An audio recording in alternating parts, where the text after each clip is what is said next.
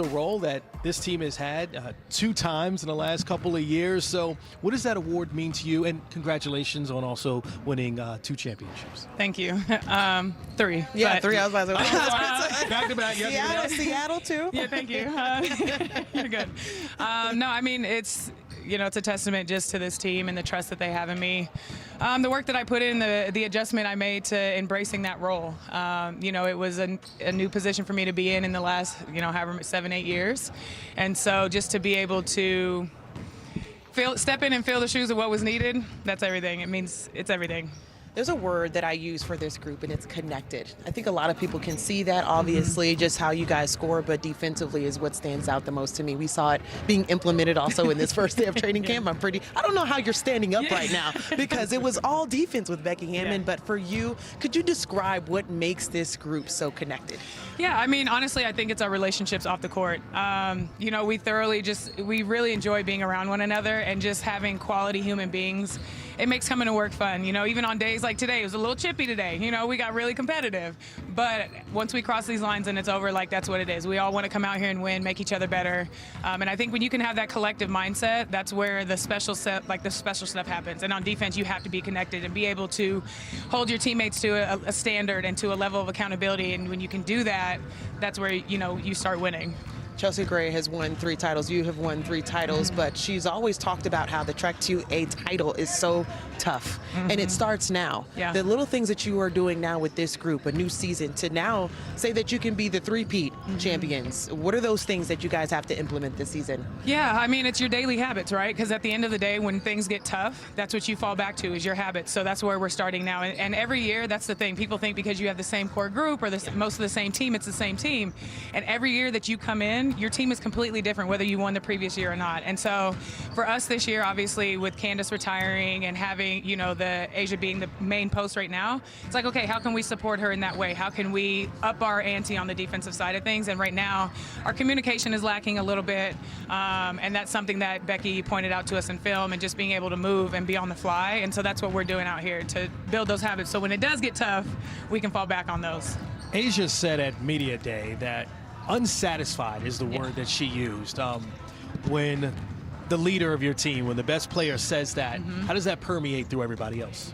I mean, it's just a collective understanding. We're all unsatisfied. If your best player, your go-to player, your MVP is saying she's unsatisfied, then we better not look around this roster and not have a single person who feels satisfied or complacent.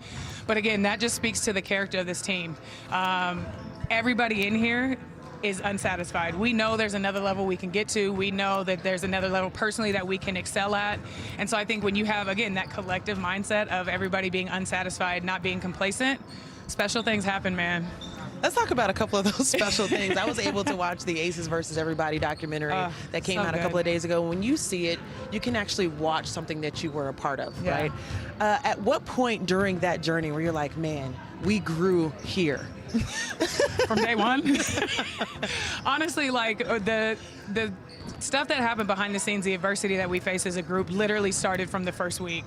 And that is where we had no other, it was either you're going to break or you're going to become tighter, and we became tighter right from the jump. And so that just continued out throughout the rest of the season, and that, it makes it fun to come to work. It makes it fun to compete alongside your teammates because they have your back, they want the best for you, and at the end of the day they want to win, and they don't care if you score 20 points or if you score 20 points or if I do, they don't care. As long as we win, that's all that matters. You make a great point, and for any championship team, the word that you always hear is sacrifice.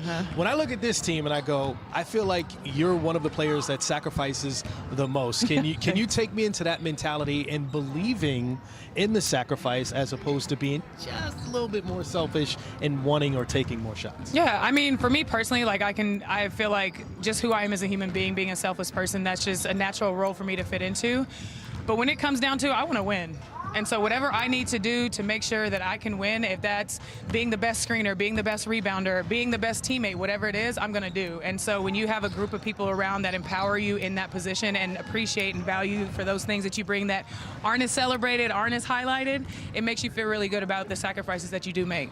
All right, I just want to talk about then the new group, the wave of this new generation. You have 4 rookies on this roster. Well, you do have the 3 that are available and are going through training camp right now. Your advice to them and understanding where you were when you were coming in, how do you want to be a leader for them?